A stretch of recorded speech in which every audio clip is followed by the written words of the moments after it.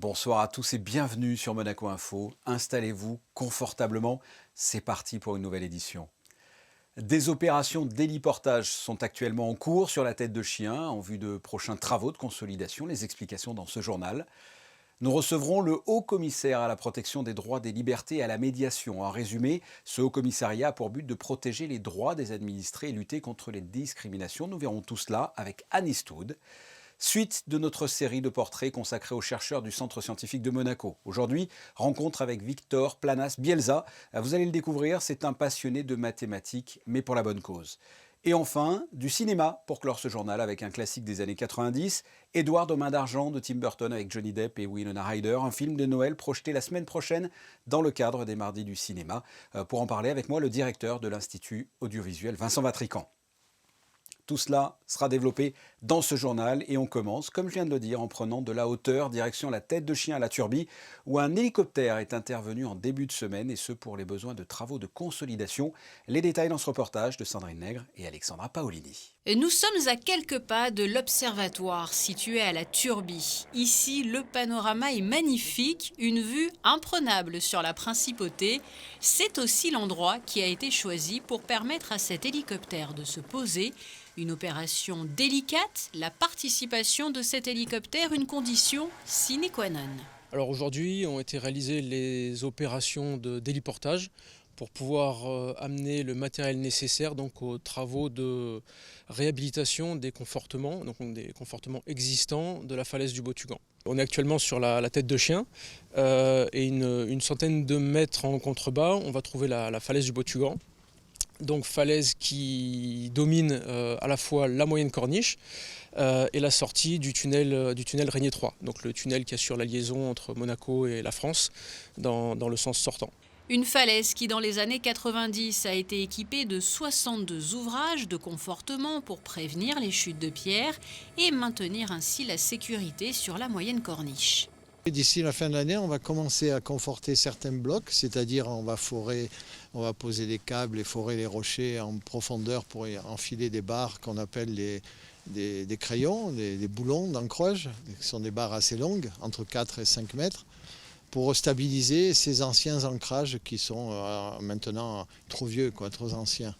Et ensuite, en janvier, on va transporter un autre compresseur beaucoup plus gros qui va nous permettre, avec une autre machine qui est bien plus grosse que celle qu'on va utiliser maintenant, c'est un T21, ça s'appelle, c'est une espèce de marteau-piqueur, mais auquel on rallonge des tiges pour forer la roche. Et tandis qu'en janvier, on va avoir une autre machine qui, elle, va forer plus profond aussi. Et qui permettra ainsi la pose de barres de plus gros diamètre. Nous suivrons d'ailleurs cette étape afin de mesurer la dimension acrobatique de ce type de travaux. Faut pas avoir le vertige. Passons à notre premier invité, le haut-commissaire à la protection des droits des libertés et à la médiation. C'est la personne qu'il faut rencontrer lorsque l'on a des problèmes avec l'administration monégasque. Ça peut arriver. Le rapport d'activité 2017-2019 de ce haut-commissariat vient de paraître. Annie Stoud, bonsoir. Bonsoir Fabien Bonilla. Première question, toute simple. Qu'est-ce qu'un haut-commissariat à la protection des droits des libertés et à la médiation ? Alors le Haut-Commissariat à la protection des droits, c'est une institution publique et indépendante qui a été créée en principauté il y a maintenant 7 ans et dont le rôle est d'offrir un recours amiable gratuit aux personnes qui soit ont des difficultés avec l'administration, donc difficultés qui peuvent être de tous ordres, soit des personnes qui sont en désaccord avec une décision administrative qui leur porte préjudice, ou des personnes qui se heurtent au silence ou à l'inertie des services administratifs, donc ils peuvent faire appel au Haut-Commissariat, ou alors des personnes qui s'estiment victimes en principauté d'une discrimination injustifiée. En résumé, vous êtes là pour défendre les droits des citoyens face au pouvoir public, c'est bien ça ? Notre rôle, c'est d'instruire les réclamations, c'est-à-dire d'examiner de façon à la fois objective et impartiale un dossier ou une situation, bien entendu toujours de façon contradictoire, en recueillant les explications et le point de vue de l'administration, et sur cette base, donc, de faire une analyse objective du dossier et de déterminer si la réclamation de la personne qui nous saisit est justifiée, auquel cas on va proposer des pistes pistes de solutions en droit et en équité pour essayer de régler à l'amiable la situation. Et puis, il y a évidemment des cas, ça arrive, dans lesquels la réclamation de la personne n'est pas justifiée. Et dans ce cas-là, nous avons aussi un rôle de pédagogie auprès de l'administré pour expliquer et rendre compte de la légitimité de la décision qui a été prise dans son dossier. Oui, vous n'avez pas un pouvoir de décision, hein. Vous n'êtes pas un tribunal. Vous recommandez, vous donnez votre avis. Absolument. Le Haut-Commissariat, c'est un mode alternatif de règlement des conflits. Donc, nous n'avons pas du tout le pouvoir d'imposer nos décisions. D'ailleurs, nous ne rendons pas de décisions, nous rendons des avis ou des recommandations. Mais par contre, nous avons toujours le devoir de convaincre. Et vous arrivez à convaincre ? Dans environ 75% des cas justifiés, nous arrivons à résoudre soit totalement, soit partiellement la réclamation. Donc, ce sont quand même de bons résultats. Qui peut vous saisir ? Ce sont uniquement des nationaux ? Pour vous donner un chiffre, on a 40% de nos requérants qui sont effectivement des monégasques. On a à peu près 70% de nos requérants qui sont des résidents à Monaco. C'est naturel, hein, puisque ce sont les personnes qui habitent à Monaco qui ont le plus affaire à l'administration monégasque. Mais on a une partie de nos requérants, donc 30%, qui habitent à l'extérieur. Et ça peut être des personnes qui ont des problèmes par rapport à des demandes de carte de séjour ou par rapport à des demandes de permis de travail, par exemple. Vous venez là de faire paraître votre rapport d'activité. Qu'est-ce qui en ressort ? On a à peu près maintenant une centaine de dossiers par an qui sont traités aussi ici au commissariat. Essentiellement, ces réclamations concernent la mission de protection des droits des administrés. Et donc, on se rend compte que, suivant les années, évidemment, les domaines qui sont concernés par les réclamations varient. Mais de façon générale, il y a 4 grands domaines prépondérants de saisine qui sont les activités économiques, l'emploi, le logement et tout ce qui concerne les droits à séjour. D'accord, c'est 4 thématiques. Vous luttez également contre les discriminations, c'est-à-dire ? Eh bien, les discriminations, c'est tout traitement défavorable, injustifié, donc que ce soit cette fois-ci dans le secteur public ou dans le secteur privé, puisque ça peut être un traitement défavorable dans le domaine de l'emploi, dans le domaine du logement ou de l'accès aux biens et aux services, à raison d'un critère discriminatoire, c'est-à-dire du fait, par exemple, de votre âge, de votre sexe, de votre orientation sexuelle, de votre état de santé. Ça peut être beaucoup de choses. Un administré se sent injustement traité par l'administration. Que doit-il faire ? Quels conseils vous pouvez lui donner ? Eh bien, la première chose, c'est qu'il doit essayer de résoudre son problème directement avec le service administratif ou l'organisme qui est concerné. Ça, c'est une condition préalable à la saisine du Haut-Commissariat. Nous intervenons en deuxième position comme recours si le problème n'a pas pu être résolu à ce premier niveau. Et puis, simplement, il va sur notre site Internet et il clique sur l'onglet « Saisissez le Haut-Commissariat ». Et là, c'est très simple. Il nous explique en quelques lignes son problème et puis nous le recevons ici pour enclencher la procédure d'instruction de sa réclamation. Anis Wood, le haut-commissaire à la protection des droits des libertés et à la médiation, merci d'avoir répondu à mes questions. Merci Fabien Bonilla. On vous retrouve, Frédéric Elion, pour un premier point sur l'information. Bonsoir Fabien, on débute par le début de l'examen du budget primitif de l'exercice 2021. La première séance aura lieu demain au Conseil national à 17h.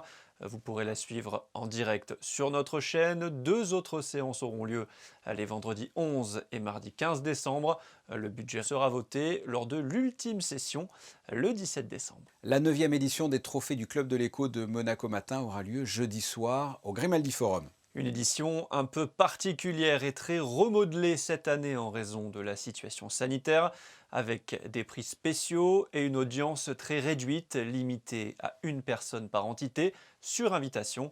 L'événement organisé par le Monaco Economic Board en partenariat avec le groupe Nice Matin réunit chaque année les acteurs majeurs de l'économie en principauté et récompense les entrepreneurs. Rendez-vous jeudi à 18h pour la 9e édition au Grimaldi Forum.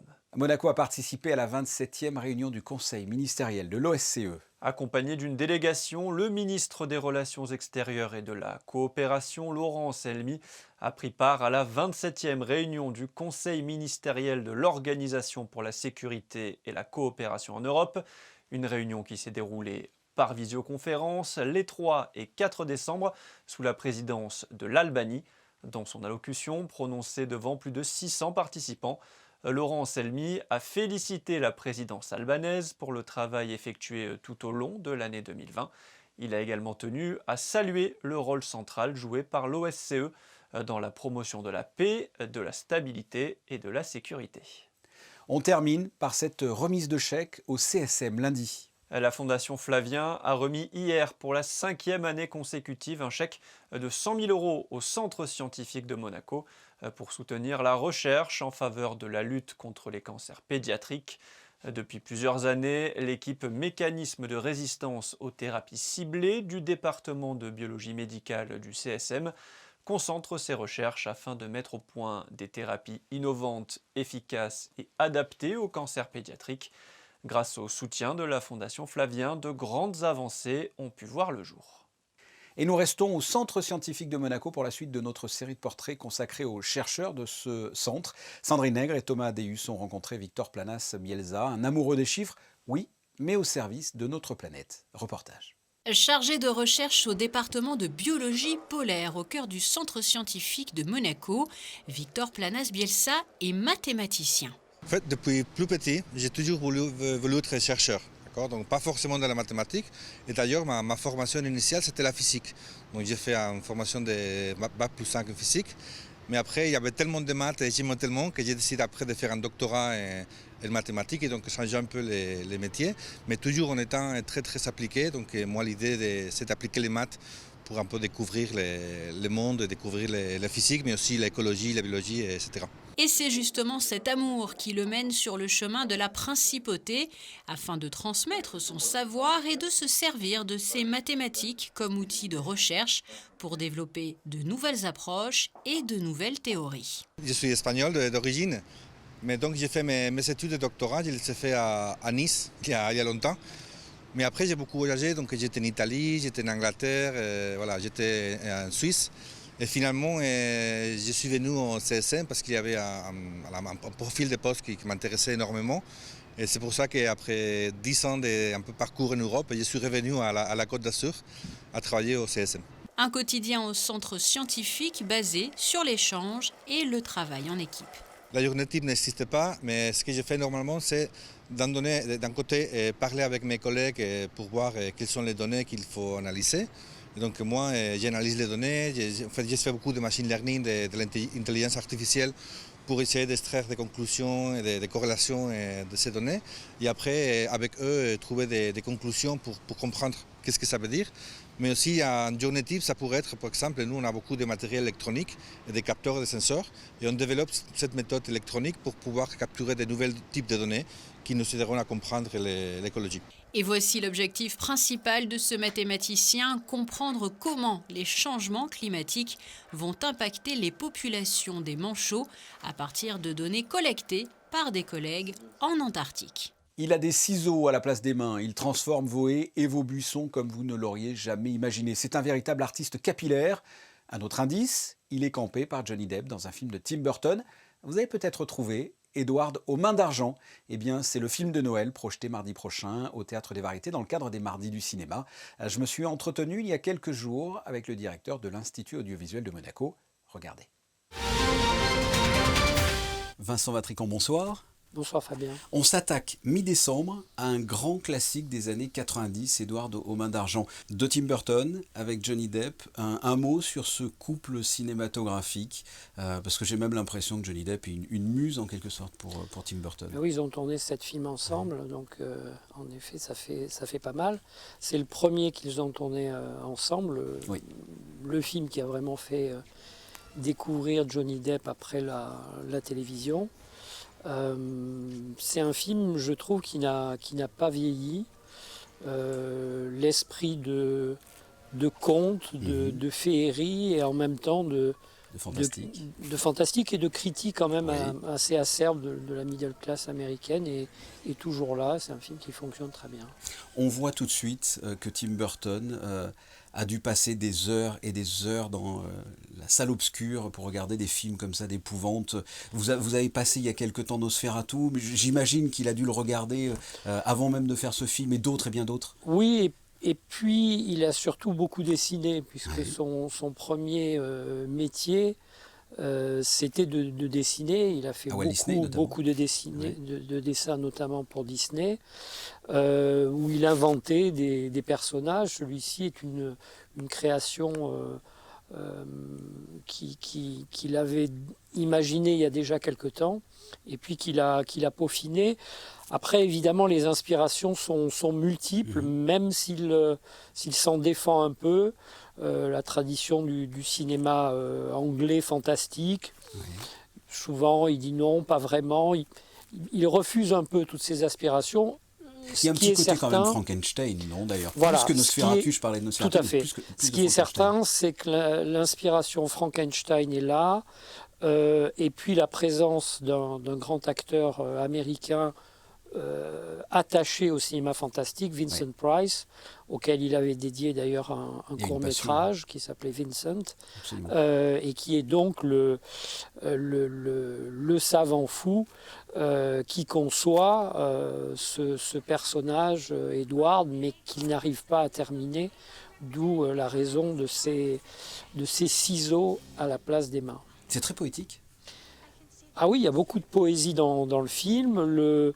La mise en scène aussi joue beaucoup sur la dimension poétique. Les décors, il travaille toujours avec le même décorateur. Voilà, donc les inspirations de ce film pour Tim Burton sont multiples. Avec une satire peut-être sur l'humanité aussi, on sent la méchanceté humaine dans ce film, par la même occasion. Oui, on sent la méchanceté humaine qui pointe partout.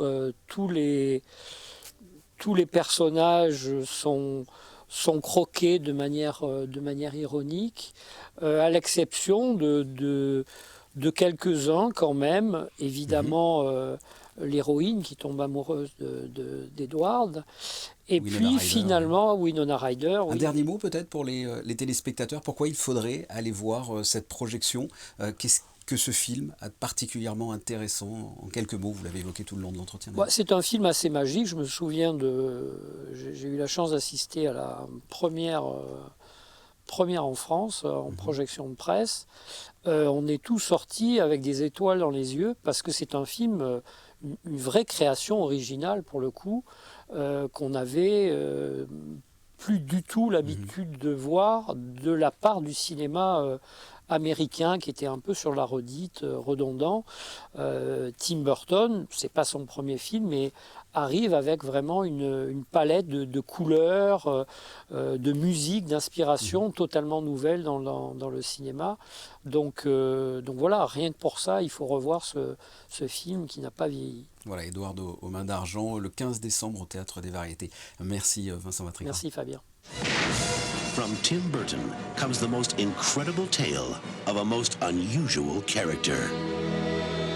Edward Scissorhands. Hold me. I can't.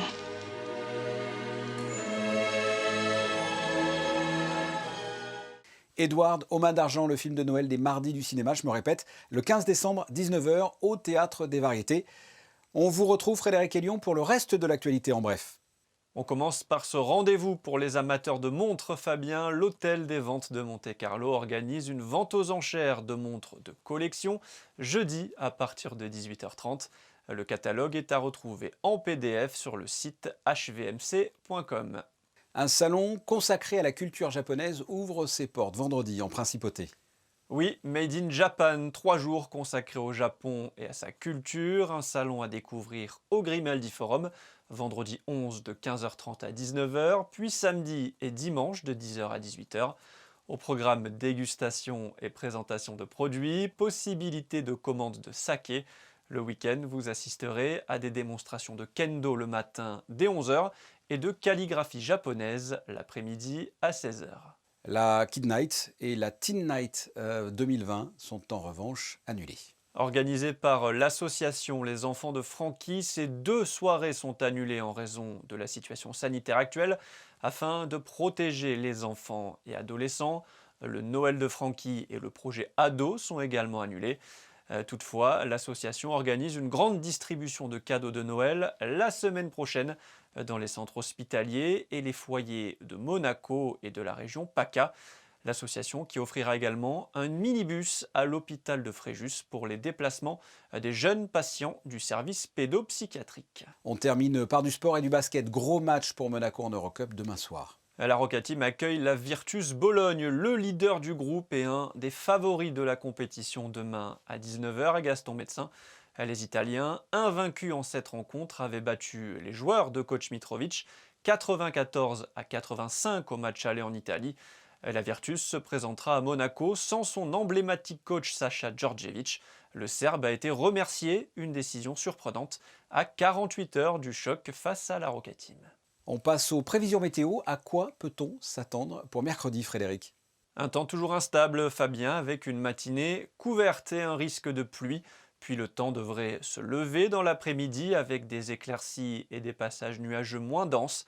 Il fera 6 degrés le matin et 10 l'après-midi. Le soleil se lèvera à 7h51 pour se coucher à 16h54. Mercredi 9 décembre, nous fêterons la Saint-Pierre-Fourier. Merci Frédéric. On se quitte avec les photos du jour. Si demain, nous fêterons, comme vous l'avez dit, les Pierre Fourier, vous ne connaissez pas, eh bien ce mardi, c'est l'Immaculée Conception à ce propos, et c'est la période. Notre photographe Stéphane Dana a suivi le chemin des crèches. Nous y reviendrons plus longuement dans un reportage. Ce journal est terminé. Merci de votre fidélité. Je vous donne rendez-vous pour une nouvelle édition mercredi dès 19h. À très bientôt. Au revoir.